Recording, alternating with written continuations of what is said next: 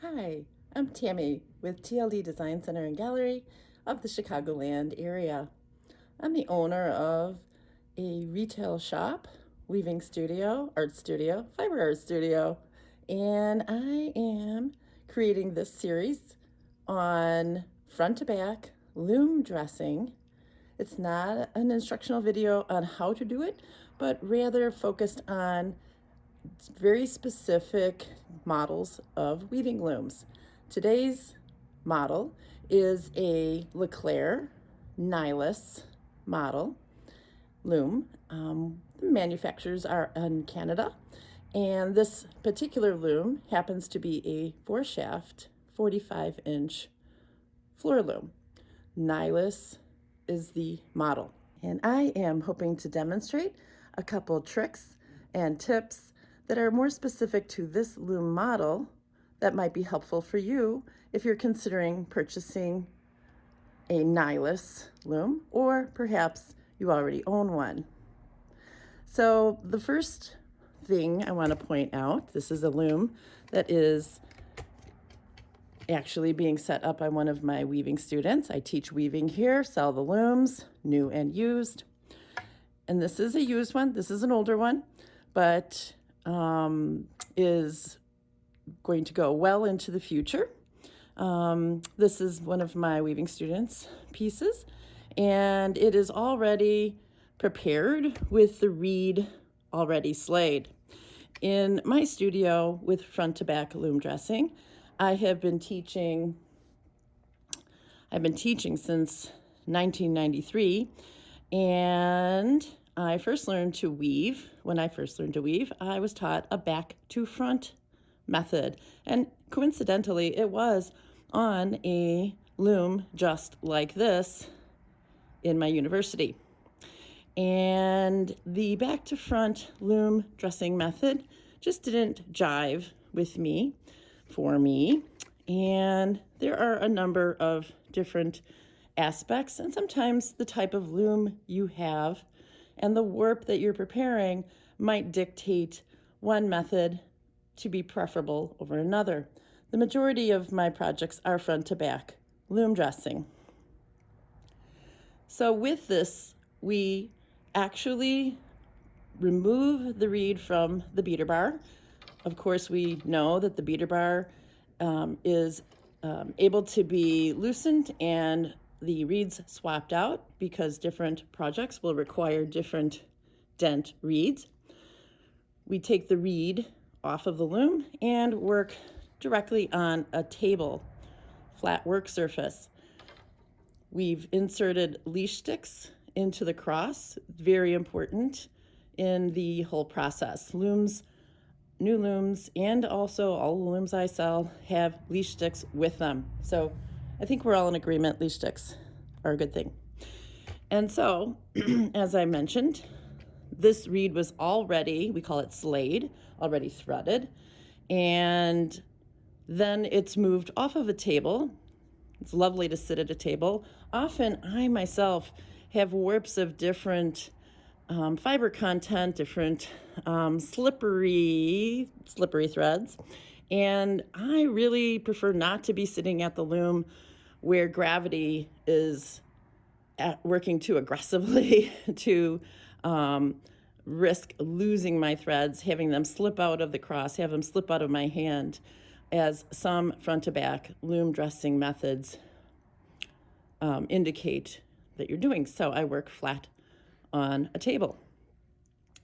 We then move it to the loom, and so my first tip that I'd love to offer you is the fact that I have what is a cabinet door. It could be a shelf board. I prefer very smooth, these laminated boards. I tend to go, I'll admit, go to IKEA and to their as-is department, and you can find cabinet doors that are long enough to span the whole width of your loom. You can certainly cut them down also so that they fit, but I do enjoy having a whiteboard, which provides a lot of contrast for when I move to the next step of threading the heddles. So this board is resting on the shuttle race, which is right here, and the breast beam. And I'm going to move these fibers. There we go. And so then we're ready to move to the back of the loom to get prepared for our threading. So now I'm behind the LeClerc Nilus model, and this loom is designed to have a removable back beam, which is up here. I will be removing it shortly, and it is designed to allow the whole warp beam section to hinge closed up against the castle. Now, one little tricky thing about the Nilus is that there are brackets that are notched so that you can set your warp beam at different intervals.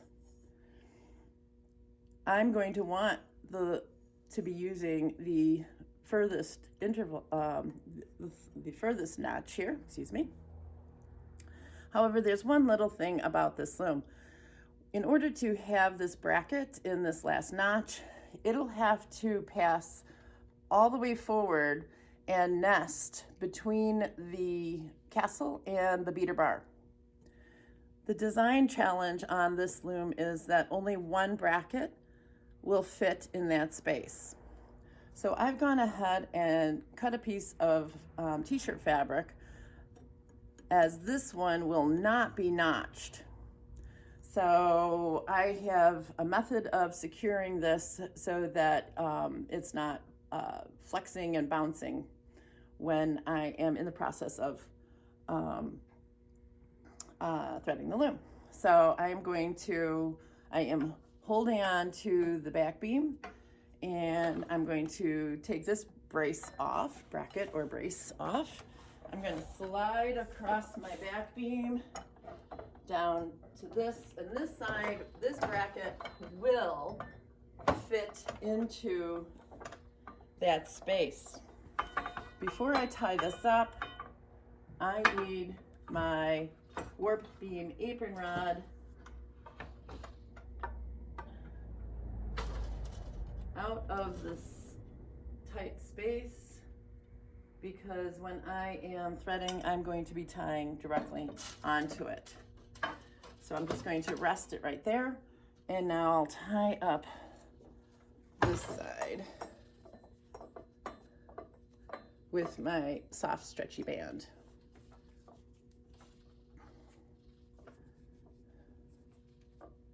Next up, I will remove my back beam.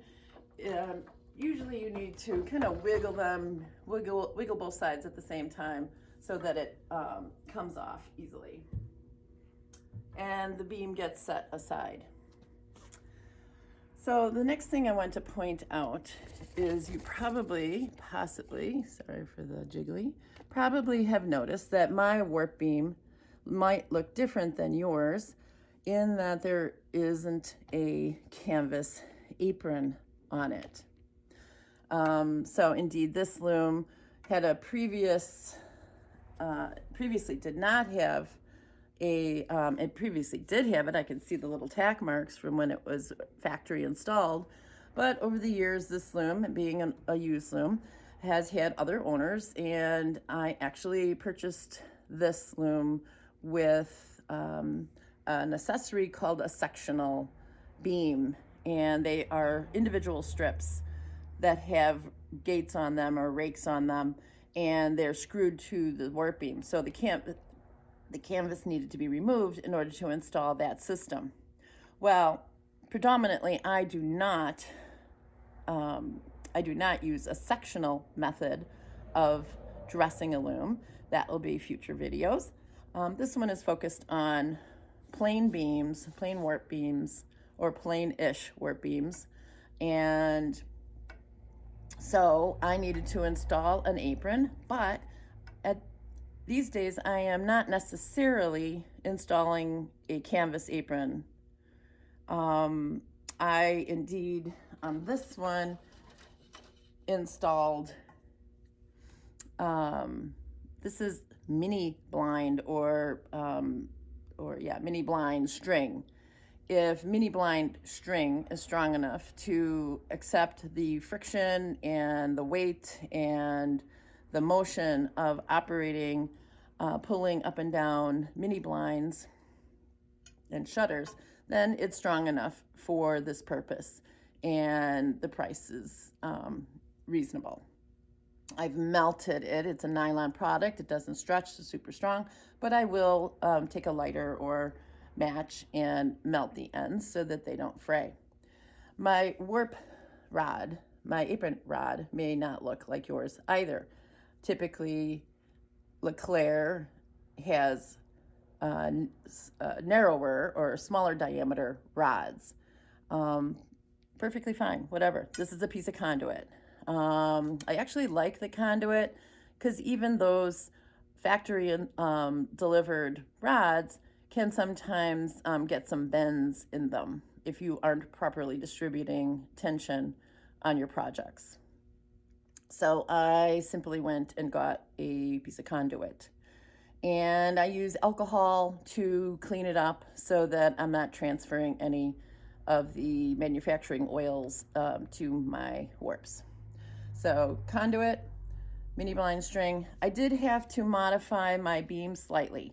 There were holes already positioned and pre-drilled. However, they did not pass all the way through the warp beam from one side to the other. So I did have to get the drill out and drill those holes so that they went through and through. And then I was able to lace my apron strings onto this warp beam.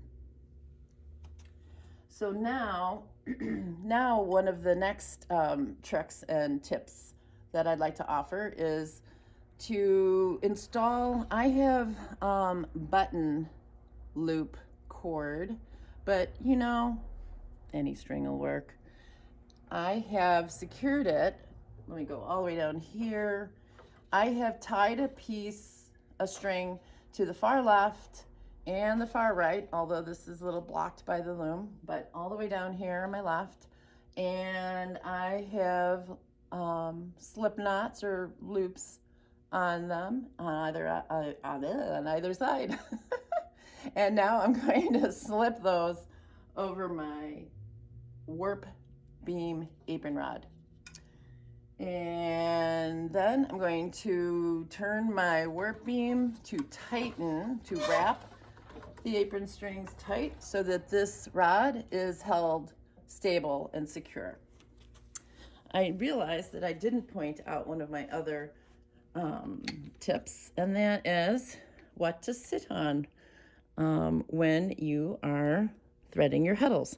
I like to use a standard step stool. It puts me at the proper height or comfortable height for threading my heddles. I will, of course, throw a cushion on it to make it more comfortable, especially these projects where we've got 600 or more threads that need to be threaded.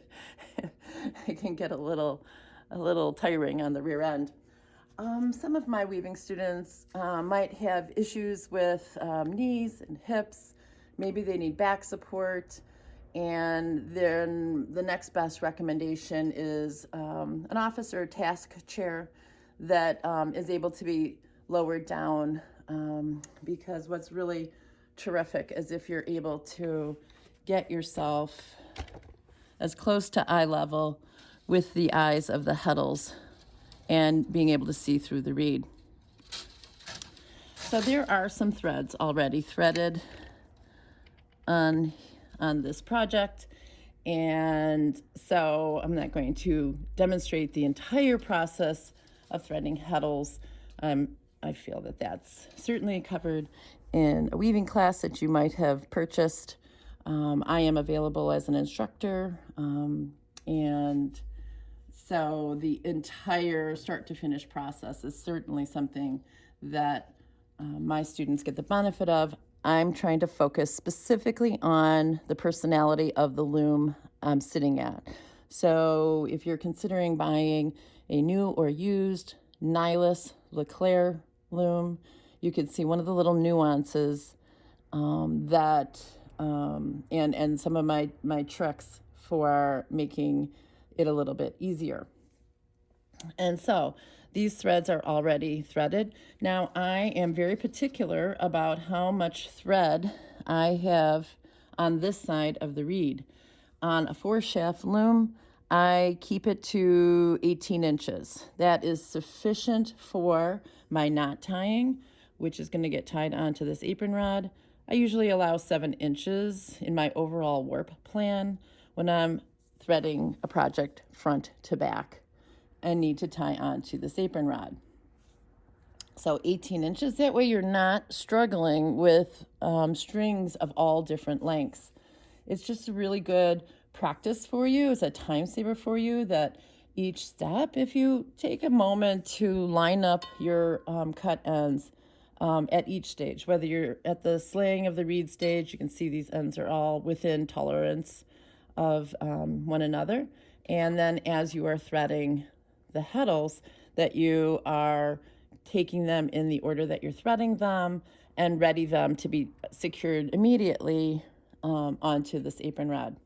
So my preference is to actually keep the number of threads in a knot to be equal to about 1 inch or 1.5 inches. I really don't advise anything broader than 1.5 inches.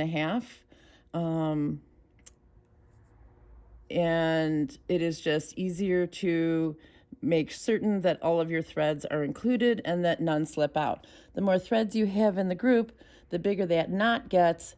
Actually, the easier it is for your threads to slip out of it.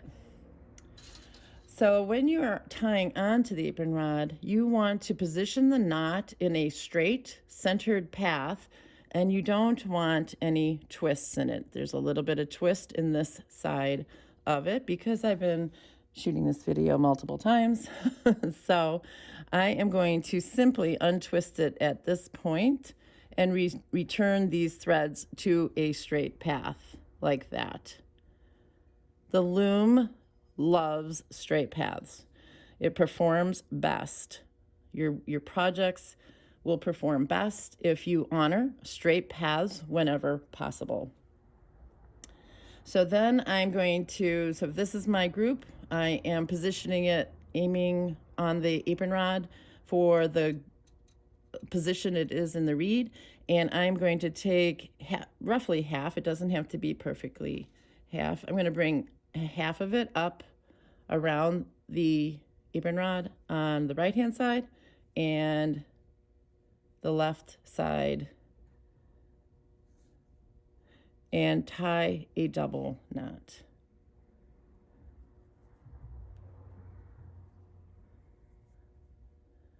Make certain that all of your strands get included.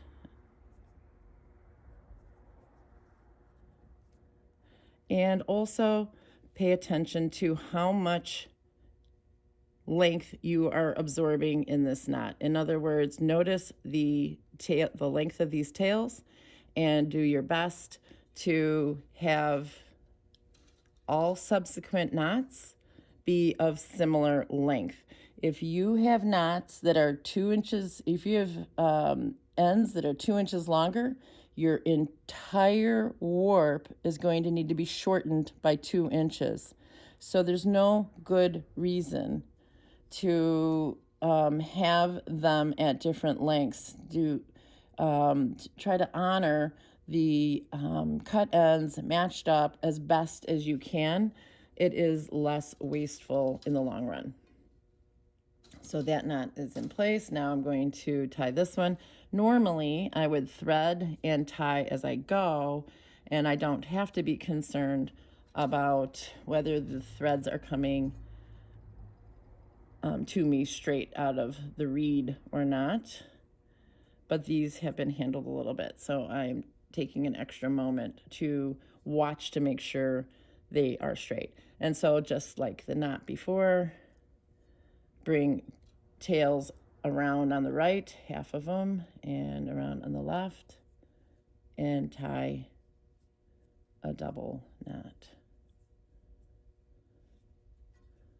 And once again, review that your tail ends seem to be ending up similar. You can simply tighten these knots against the apron rod just by pulling on the side that is coming towards the heddles, and then the little bit of extra can just be tucked down inside here so that you can proceed to the next collection of threads. We tie slip knots, not overhand knots, again, as a time saver. So all you have to do is just pull on that. And then you're, of course, going to be threading, bringing heddles over, threading, and then this grouping will be secured. When deciding, when you're encountering a apron string and trying to decide whether you put it on the string or next to the string, think in terms of what is the most straight path you can provide from the reed. That is always the best choice. If you need to just slip the string over one way or the other, that's fine. Probably it's a little bit clumsy feeling to tie exactly over the apron string. So just a little shimmy to the left or the right would be a fine consideration. Okay, so then let's say that all of my threads have been threaded and secured onto this apron rod. So then the next step is going to be to wind it onto your warp beam. So to start out, I'm going to untie my band here. I'm going to hold on to the warp beam, and I'm going to operate the bracket. Excuse me. I'm going to untie the little loops that are holding, the little strings that are holding my apron rod. And then I am going to operate the brake release with my left hand and unwind the apron. And then I will extend the warp beam mechanism away from the castle and reattach my brackets.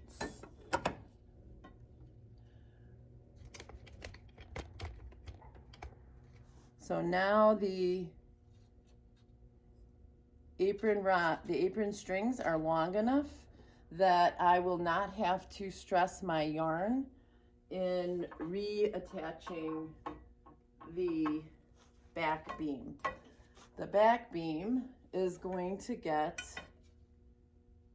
of course, this is very awkward because I am by myself and because I only have up 2 inches worth threaded.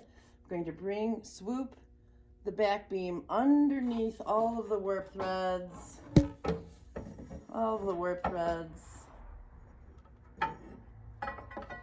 and drape the apron strings over it and bring it up into position, back into position on the pins. And now this is the right position for winding your warp onto the warp beam through the loom. So over here I have another 4-shaft Nilus model LeClerc, and this loom has already been dressed. It is at the point where it's time to put a thread spreader in. I usually use tissue paper. Some people use scrap yarn. I'm not going to get into a discussion about that in this video because that is that is related to all weaving projects, not specific to the LeClerc Nilus loom. So then I want to show you this warp is actually 25 yards, and There's also always a discussion about what to pack into your warp. And I prefer warp sticks. So here is an example of one of my warp sticks. And I have a friendly hardware folks place that also has a lumber yard. And I am able to have them cut a 46-inch long 2x4, and using their table saw set up with a fence, they are able to rip it down into 1/4-inch thicknesses. And I forget how many I get because a 2x4 does not exactly measure 2 inches by 4 inches. And so I am not able to do the math at this moment to determine how many sticks I get from one 2x4. But these do not have to be molding strips. They do not have to be, those are fancy, but honestly, they cost a bit more. And the way I use these warp sticks, I am never, because these are rough, you do have to watch out for splinters. These are rough, but I never drag them across yarn. I am always swinging them in clear of all the yarn. I can feel the stopping point of my loom on the other side, and then I pull it towards me, making certain that it's not going to interfere with, can't get this camera to, making certain that it's not going to interfere with the brake mechanism.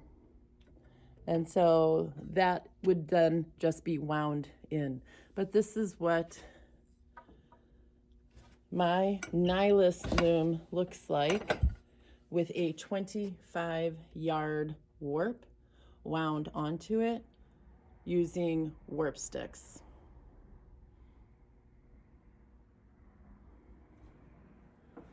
And that is my video for you today. I am this is the second in my focused series. I have been working with all different looms since I have been selling new and used looms since 1994. I have had many different models through my studio and had the opportunity to learn their quirky personalities. Very similar to buying cars. You know, they all have a steering wheel, they all have brake and gas, but the radio knobs are just in a different place. And so this is for the, again, front to back loom dressing method, and my subsequent videos on different loom models and from different makers will be addressing the front to back. So if you would subscribe to my channel, you'll get notification when those videos are available. If you or your friends are considering any of the looms that I am featuring, then I hope you share the video with them. And if you're ever in the Chicagoland area, look me up. I have studios where you can actually come and see the looms in person. And if you want to purchase one of my looms, you could rent time on the loom to actually learn about its dimensions. It's such an investment. It's an investment. And so you can give it a little test drive is ideal, but you can't always do that. I understand. But anyway, thank you for watching. I hope you found this helpful, and feel free to reach out if you have any questions. I do offer consultations for purchasing used equipment if you're not local to me. We could do video calls, and you can reach me at 630-963-9573, Tammy at TLDdesigns.com.